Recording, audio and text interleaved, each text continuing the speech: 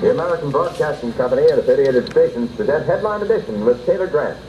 Today's edition presents a roundup of the latest developments in the finding of a flying disc.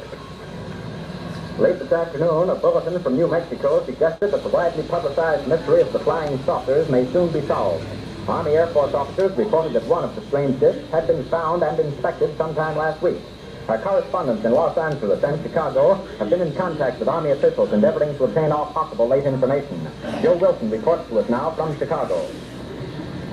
The Army may be getting to the bottom of all this talk about the so-called flying saucers. As a matter of fact, the 509th Atomic Bomb Group headquarters at Roswell, New Mexico, reports that it has received one of the discs which landed on a ranch outside Roswell. The disc landed at a ranch at Corona, New Mexico, and the rancher turned it over to the Air Force.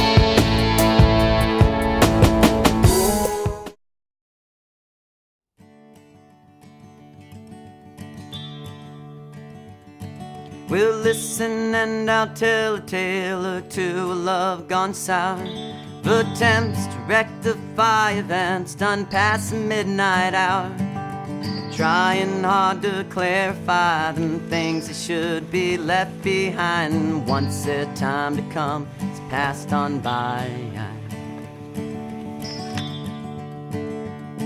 'Cause lately I've been thinking about a world I'd left behind, trying hard to recreate the things that once were mine, sifting through them folded hands and trying hard to understand just what I'd want if I'd lost the time.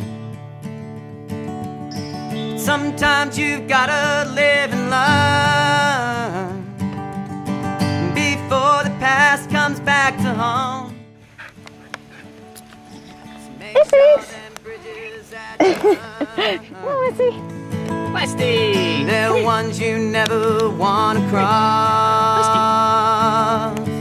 'cause it's too long a windy road to end up right back at the start. Okay, back up for a sec. So grab Sing. them Where'd your body matches go? and we'll start the flame that brings the light back to my heart. Well, Susan was a widowed woman left with not a child. She had auburn hair that made my pappy swear, and Katie was a cutie pie. She played that old guitar and we would make sweet love and music night and day.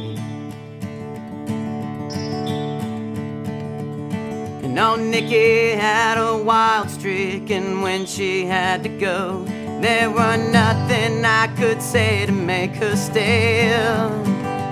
Sure, I seen some curvy roads and I had some broken hearts, but I left my share of them along the way. And sometimes you've gotta live and learn before the past comes back to home.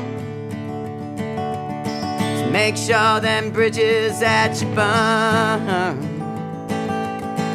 the ones you never wanna cross,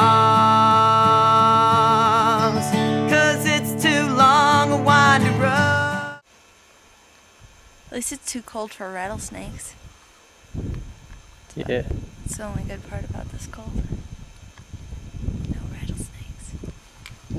You should have videoed. The fire vents done past the midnight hour, trying hard to clarify them things that should be left behind. Once their time to come is passed on by.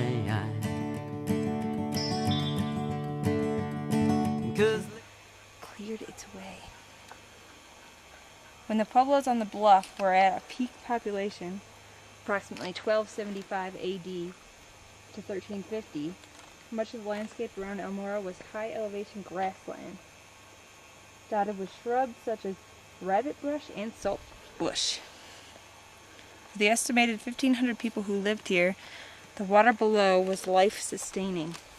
At that time, ponderosa pine and oak grew on the north side of the rock, as they have for centuries.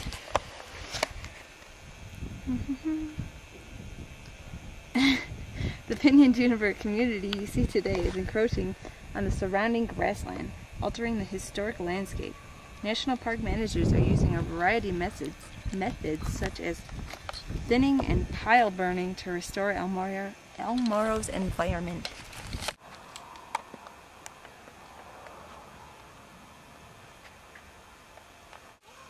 Cam, Yes. did you stop carving into the mountain? I'm sorry, I'm an artist. What can I say? Pretty good drawings, though, right? For a girl. to make her still. Sure, I seen some curvy roads and I had some broken hearts, but I left my share of them along the way. Sometimes you've gotta live and learn before the past comes back to home. So make sure them bridges that you burn, It's a creep. the ones you never wanna cross.